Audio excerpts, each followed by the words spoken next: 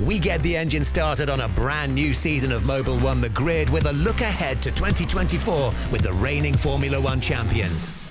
Oracle Red Bull Racing are coming off a season which broke all records. They won all but one of F1's 22 races and secured a 1-2 in the driver standings for the first time in their history. When you look back at the season that we had, I mean, you can't really ask for a lot more than what we achieved. It's been a very, very special time, to secure the Constructors title. It just turned out to be an incredible season for all of us. The team had the best season in the history. We had an unbelievable season, a lot of success. We had so many race victories. It will be very hard to replicate something like that. The team turned their first laps with the new RB20 at a rainy Silverstone in February. After romping to his third driver's title with 19 victories, 26-year-old Max Verstappen now enters his 10th year in F1 with the confidence of a veteran. At the moment, I feel very relaxed, very proud of what we have achieved, in the last 3 years. But a new year, new opportunities. Of course, I would like to win the championship again. That's the goal that we set, I think, as a team, that we want to win again. But I'm not really thinking about that too much. I think it's more important just to hit the ground running, have a clean start to the year, and then see where it goes. For Perez, a pair of wins and 9 podiums may not have matched Verstappen's return, but he's looking forward to his 4th season with the team. I would like to have a bit of different feelings through the season. We've worked quite hard on the car, so hopefully those changes that we are making and the steps that we are making can be really positive for us. I really feel at home. I really feel that we are making progress every year. That you spend with the team, it just keeps getting better. So looking forward to another good year together. As for his teammate, Verstappen was close to perfection last season, week in and week out. While we don't yet know where the challenge will come from, there's little chance his focus will waver in 2024.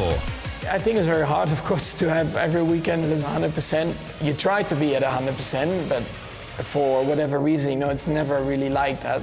Some weekends work out better, some don't. But that's, I think, also how life is in general. I mean, you can never be perfect.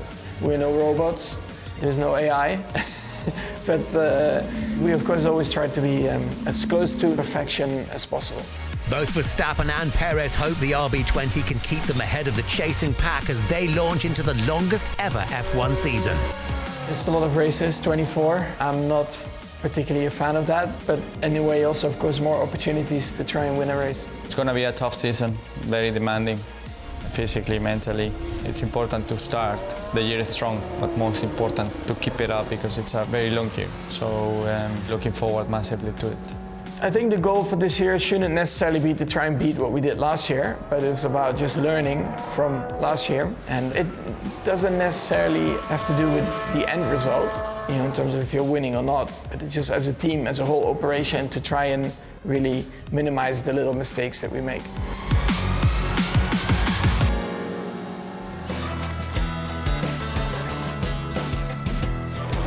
The NASCAR season roared into life at the Daytona 500 and it spelled a new start for Stewart-Haas Racing. Smoke's team kicked off their 2024 campaign with renewed optimism and a changed driver lineup at the wheel of Ford's latest Mustang dark horse. This year is probably an exception for Stewart-Haas Racing. 50% of our driver lineup's brand new, a new race car that we're pretty excited about from an aero perspective. So after the struggles that we had last season, those are all some positives to look forward to. The departure of Eric Almirola and Kevin Harvick at the end of last season triggered a team refresh that sees late model star Josh Berry take over Harvick's number 4 car and Las Vegas native Noah Gragson piloting the number 10. It's a dream of a lifetime to be able to come over here. I came in this shop probably about 2013, 2014. We were racing legend cars, came out from Las Vegas and ran a few races out here and came to visit the shop, so it's pretty surreal to be sitting here as one of the guys. Kevin and Rodney have built a great legacy here with the Ford team, and to step into that opportunity just makes me feel really good. To have such a great team around me, a great leader in Rodney, I think we're set up to have a lot of success. Josh was somebody that I've believed in for a long time. I've just hoped that he would get a shot one day in a Cup car. Didn't know if it would be one that I was on, but it really come down to that. He was the right person, and just truly believe in his talent and what he's done in his past and what he can do in the future, and hopefully we can go out there and win some races with him. Joining Stewart-Haas regulars Chase Briscoe and Ryan Preece, the new arrivals have brought a new dynamic to the organisation as they aim to improve on the disappointment of last season. Being behind a guy like Kevin and Eric that have 15 plus years of experience, especially with Kevin being a first ballot Hall of Famer, I didn't really feel like there was a whole lot I could necessarily bring to the conversation sometime. But now it's going to be the complete opposite. You know, I'm all of a sudden the guy with the most experience, even though I'm still relatively really inexperienced. So that's going to be something totally new for me that I've never really had to have at any point in my career. For years, you've had veterans here at Stewart-Haas Racing, and this is the first year where we all want to win really, really bad, and not having somebody like Kevin or Eric to really hold our hands. So now it's time to sink or swim, and I feel like it's time to take that leadership role and get us back to where we want to be. After the frenetic opening rounds of the season, Stewart-Haas will be looking forward to visiting some of their more favoured racetracks. The Mustang's revamped aero and new diffuser promise improved performance, especially on the short and intermediate tracks. The new Mustang this year is in itself going to be a better performing race car. Those guys worked really hard to give us more overall performance in every area that we could hope. So that kind of opens up our toolbox and our ability to play in some different areas and try some different things at the track. I feel like there's been a lot of positive things that have come out of this new dark horse body, and one of them is performance. So obviously we're really excited, and we've been eager to get to some mile and a halves this year to where we can showcase that. There's going to be challenges, there's going to be adversity, but we're hungry to be able to go out there and we want to win races. So I'm working hard to be the best leader I can be for our team, and we have a great group of guys, and we're all together, so it's going to keep us going. There'll be plenty of excitement ahead. A revised Cup Series schedule sees the addition of a race at Iowa and the welcome return of the Brickyard 400 at Indianapolis. I grew up in Indiana, less than an hour from Indianapolis Motor Speedway. I went to the Brickyard 400 every single year. So that's one race that I've always wanted to race. Hopefully win it one day. Iowa is my favorite racetrack, and we haven't been able to race there since 2019, never in the Cup Series. So yeah, a lot of exciting stuff coming. Iowa's always been a track that I've liked a lot, so excited to be there in a Cup car, as well as doing the Brickyard 400. So that'll be pretty special to me, but I like my short tracks, so I'm excited and eager to get to your Martinsvilles, your New Hampshires, your Bristols, and Richmonds. Team boss Tony Stewart used his pre-season message to encourage his new look squad towards a playoff run this season, but the first goal is getting back to victory lane. We're all at the same place in our career, right? We're all trying to prove ourselves, become, steady winners in the Cup Series, and bring Stewart-Haas Racing back to what they want to be, and that's hanging banners and winning races.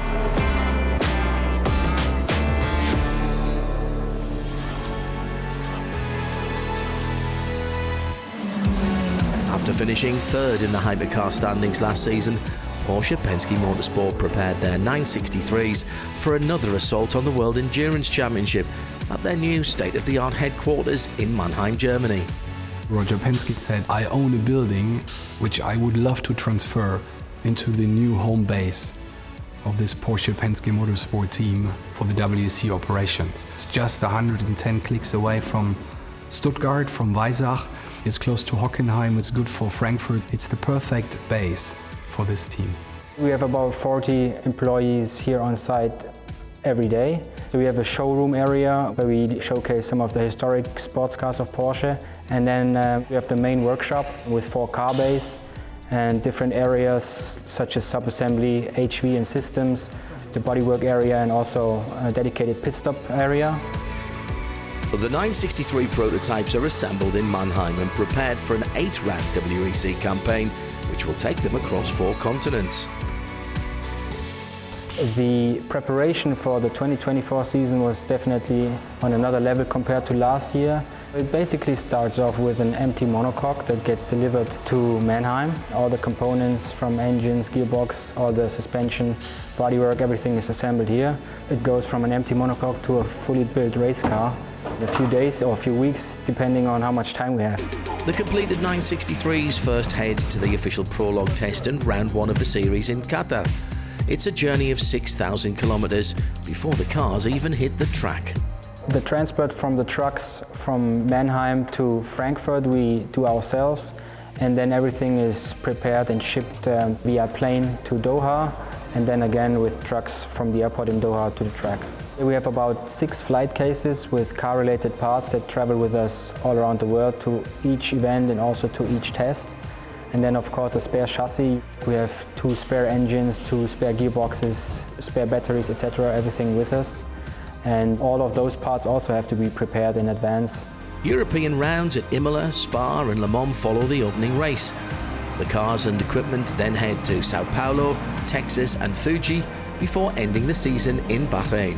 For the first half of the season, after Qatar, the cars and all the equipment will come back to the shop after every race, since it's mostly in Europe and can be accessed via our trucks.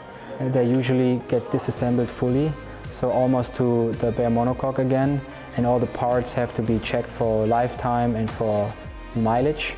Then we do the new build-up, and then we also do the setup here as well. After Le Mans, when we go to Sao Paulo, the cars are not coming back to Mannheim until after Bahrain. So with the turnaround, the preparation is happening trackside, post and pre-event. It's a big task and everything has to be properly planned and organized. Preparation for the 8 endurance races is key, and with the 24 hours of Le Mans at the heart of the schedule, crew members need to be just as ready for the rigours of a demanding season.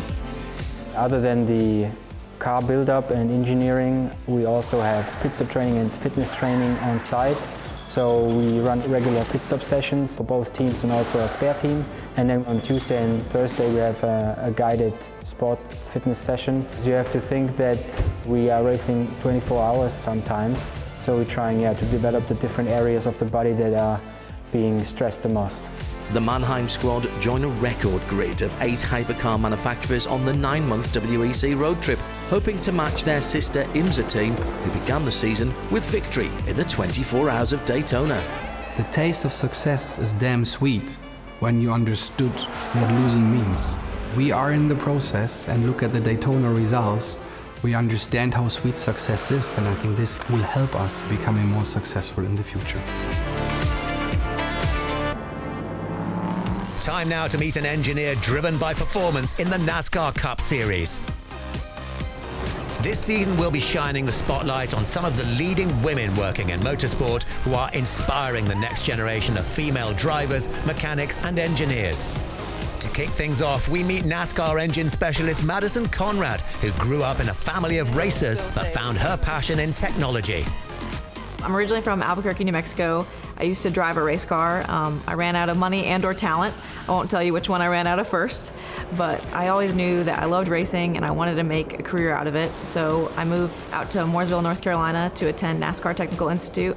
And while I was there, I got an internship with Roush Yates Engines, and I still can't believe I get paid to do what I do. While at NTI, Conrad gained a technical knowledge that won her the Roger Penske Outstanding Student Award, and it prepared her well for her career in motorsport. We have 14 cars that we provide engines for every week in the Cup Series, and it's a lot of work. Definitely with engines, you have to be extremely precise. If something is off by 1 decimal point, it's really bad. So definitely precision, accuracy, attention to detail is all throughout our shop. Everything gets checked once, checked twice, but it's worth it because if one thing is amiss, this engine doesn't go around the racetrack. At Roush Yates Engines, the 26-year-old engineer works tuning power units for the 6 Ford-powered teams competing in NASCAR's top category. So each week we kind of start off with the engines for that race weekend coming up. We start working on the engine map, which is essentially telling the engine what to do, when to do it, and how to do it. And we basically create all this for each individual engine, because even though they are the same engine, each one kind of needs a special tuning.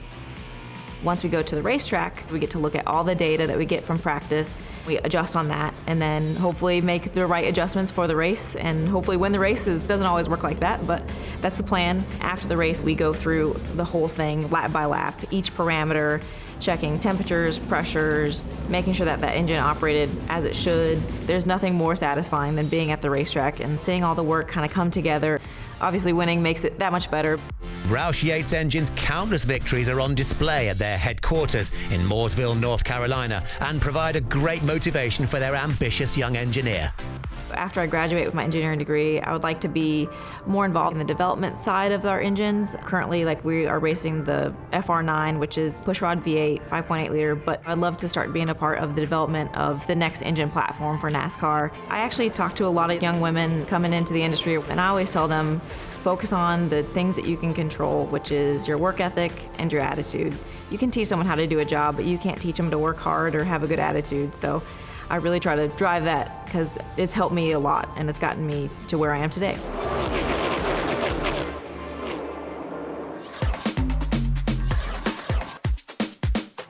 The opening round of this year's World Rally Championship in Monte Carlo saw Thierry Neuville beating Sébastien Ogier, while Elfyn Evans claimed the final spot on the podium.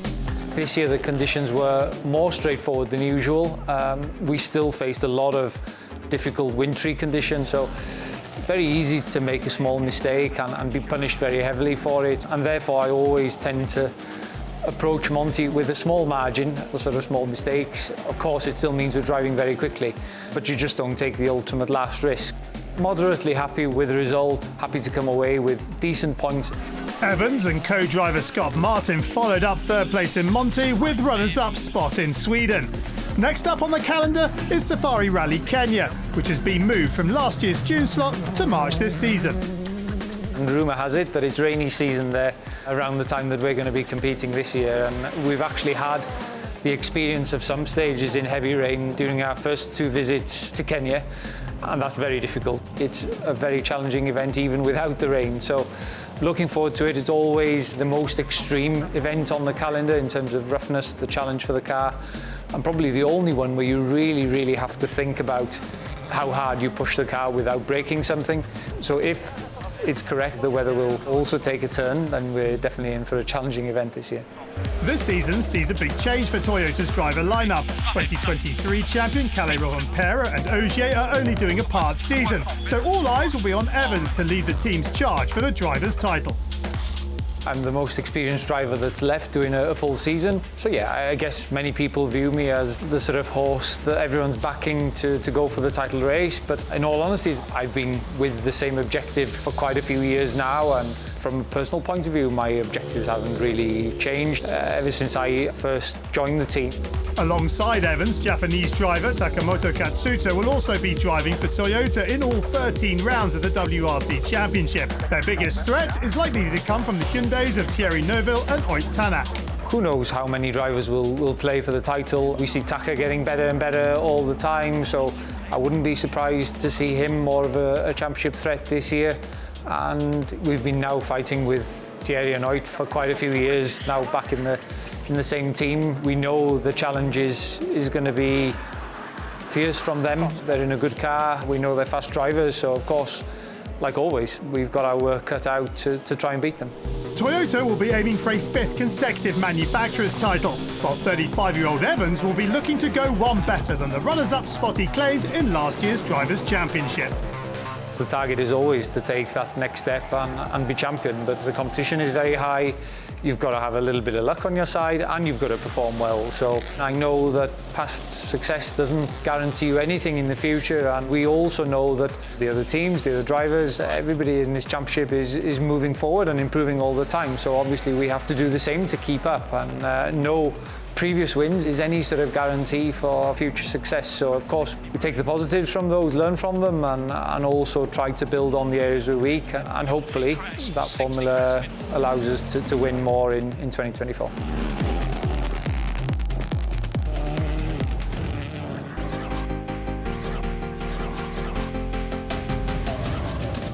At the Daytona 24 Hours, Corvette unleashed the new Z06 GT3.R. It's the successor to the phenomenally successful C8R, which won 22 races and 8 championships across 4 years of competition in IMSA and WEC.